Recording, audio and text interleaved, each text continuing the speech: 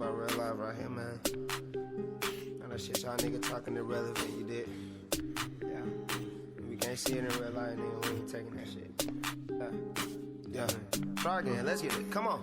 Dropped off and then finish. Drip that real game, no scrimmage. Okay. I'ma need that sweat back with interest. Give me that back. Real life, no scrimmage. Real life, no scrimmage. Boss nigga from apprentice. Boss nigga. Pussy nigga, get some business. Pussy nigga, get some business. Real life, no scrimmage. Oh my God. Real life, no scrimmage. Real life, no scrimmage. Feeling like I'm running the building. Feeling like I'm running the building. Real life, no scrimmage. Real life, nigga. Real life, no scrimmage. That's how I feel. You ain't fucking with me for nigga, good risk. For nigga, good risk. Real life, no scrimmage. Real life, nigga.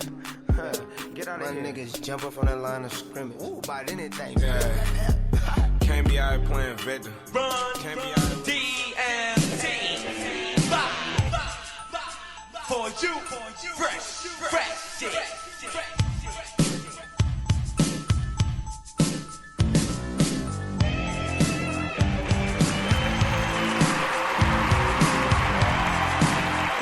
No scrimmage. No scrimmage. What up? Shouts out to my 16 dog, my man Quat. What up, Q? Hey.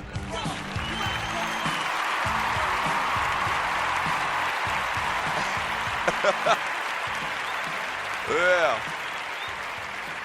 So one of my tight men on my line, man, probably one of my tightest men on my line, Quat, from Philadelphia. I've talked about him before. He's just listening right now, and I mentioned earlier about how me and my brother had to fight for our lives to get out of the Veteran Stadium back in the day for the Falcons and Eagles game. And Guat was actually with us. And, man, he was like, yeah, I remember that day clearly. Woo!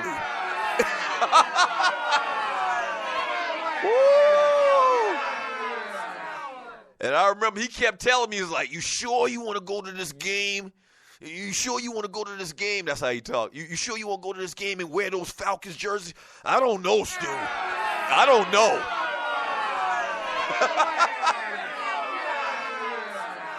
I don't know if you want to do that. They're crazy. They've been drinking all day. You sure you and your brother want to do this? I was like, yeah, we're going to wear these jerseys. We don't care. He's like, all right, okay, all right. And we were up in there, man, and literally we had somebody in our ear screaming at us every single second of that game. F you, all up in our face. And you know, at Veteran Stadium, they had a jail.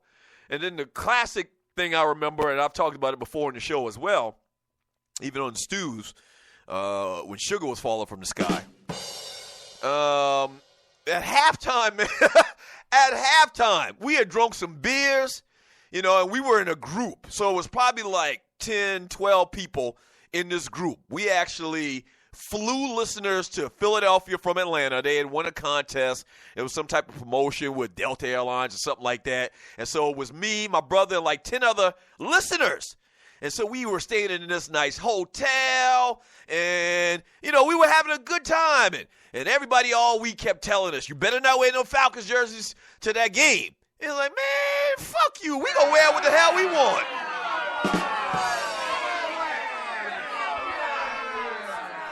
Man, I'm a grown-ass man, dog. I'm going to wear whatever I want. I'm going to go out there. We're going to support our team, and we're going to do this. We ain't scared of nobody. They better not put their hands on me. They better not put their hands on me. And, oh, my Lord, we get there in the minute that we're walking up to the stadium. We're walking up to the stadium, and people start looking at us all sideways. And the closer we get to the stadium, the more they look at us harder from the side, and the more that they're glaring. And then the closer we get, they start saying stuff to us and talking to us. By the time we get in, they are cursing out my mama, my daddy, any and everybody in every part of my family.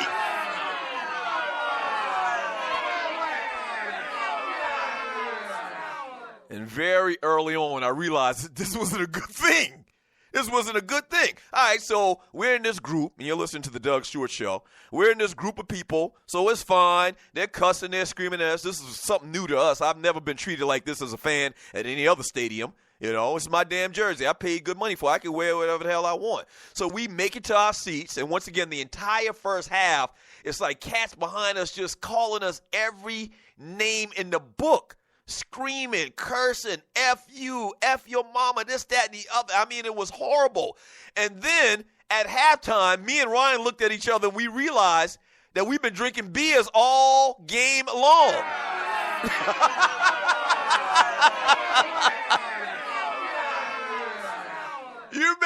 You remember that episode of Sanford and Son?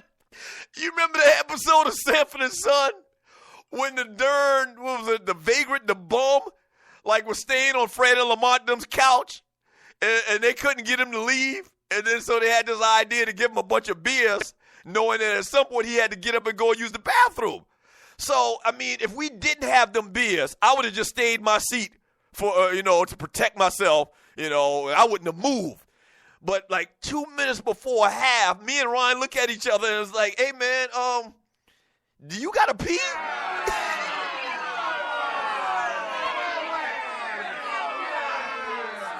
And I was like, yeah, man, I gotta pee too.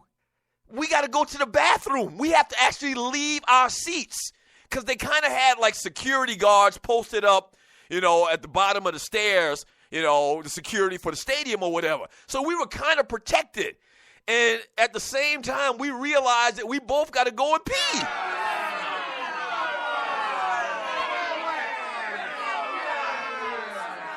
Oh, my Lord. So we get up, we start walking. I mean, we don't get 25 feet. We're not even close to the bathroom yet. Some dude runs up behind Ryan and snatches his hat off. My brother's a grown-ass man, played 5 years in the NFL. Another grown man ran up to another grown man that used to eat weights for breakfast and snatches his scully off.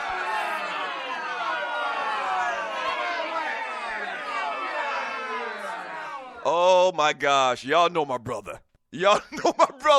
So Ryan turns around, and the dude is like standing there like, what? What you gonna do, boy? And Ryan turns around and gives this guy like the most incredible power push that you'd ever seen in the history of power pushes.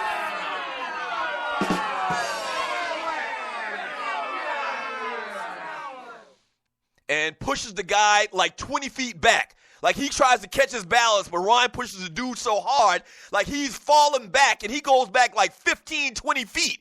And the minute he hits the ground, he jumps up with an aggressive attitude running towards us. And he's with like 3 or 4 other guys. So his boys kind of like gather him and they head towards us. And it's about to be on. And me and Ryan are back to back because these cats are coming from all different sides. And the second that we were about to throw the first punch, the police shows up.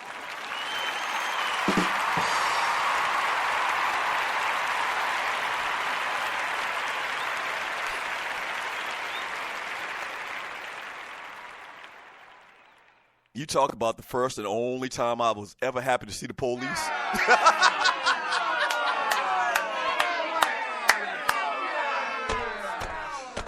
The first and only time I was ever happy to see the police.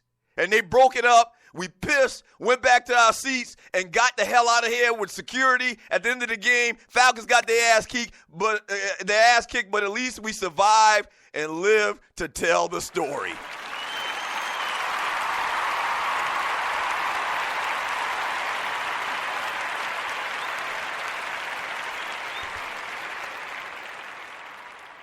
And man, I've been outnumbered before, plenty of times in my life.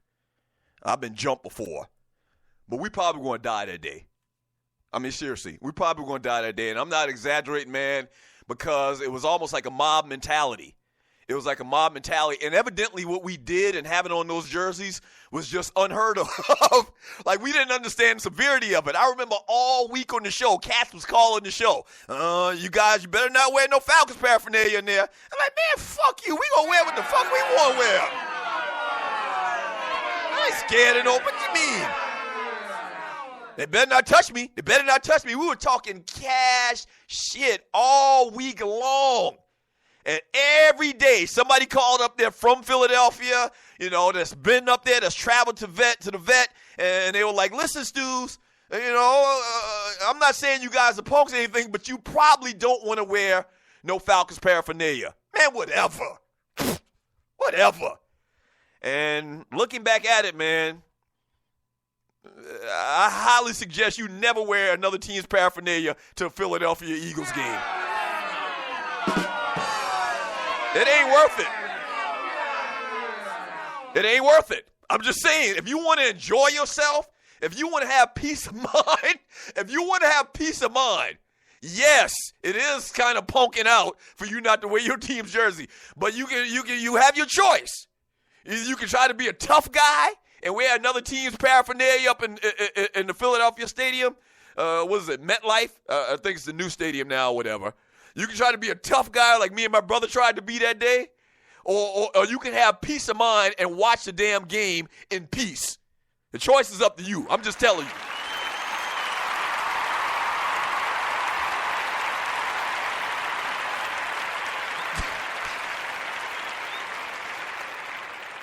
Rel Scott says Doug and Ryan was holding hands, walked to the bathroom together.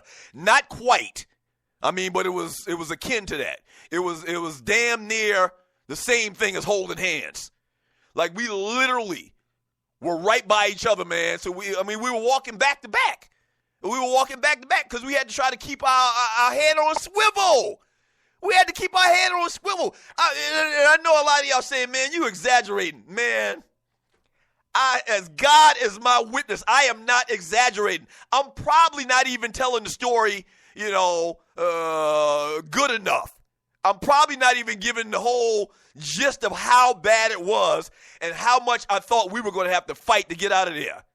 I'm not even doing it justice. Trust me on this. The last thing that you want to do if you ever go to a game in Philadelphia is wear your team's paraphernalia.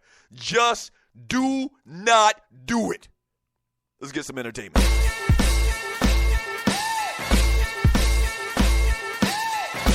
Don't do it. Don't you believe it?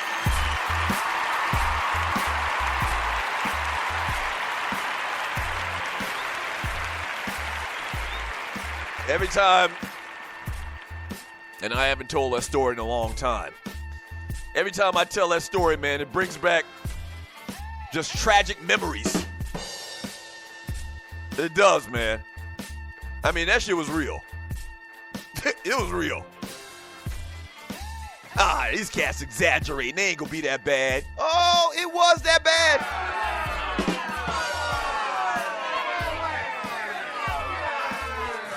It was that bad. It was bad. Hey, today celebrating their 36th birthday is Jessica Alba. Actress. She fine as hell. Happy birthday to Jessica Alba. Celebrating her 43rd birthday today is Penelope Cruz. She can get it too. She ain't fine as Jessica Alba, but she can get it too. Jay Leno, nighttime talk show host, turned 67 years of age. Is he still doing his show? He may not even be doing it. I don't like Jay Leno really. My order of late night talk show hosts: number 1, Arsenio Hall. Number 2, David Letterman.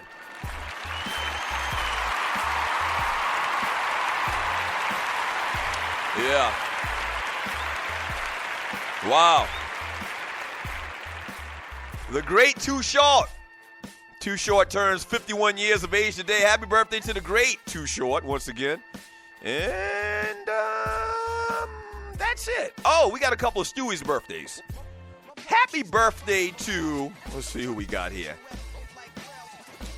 Oh, my man Dorian Flood says he wants me to give a shout out to his lady.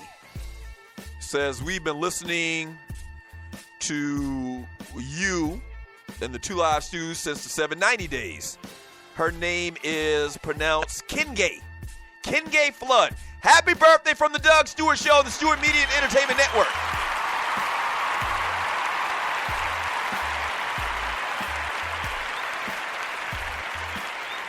Appreciate y'all tuning in to your boy. Really do appreciate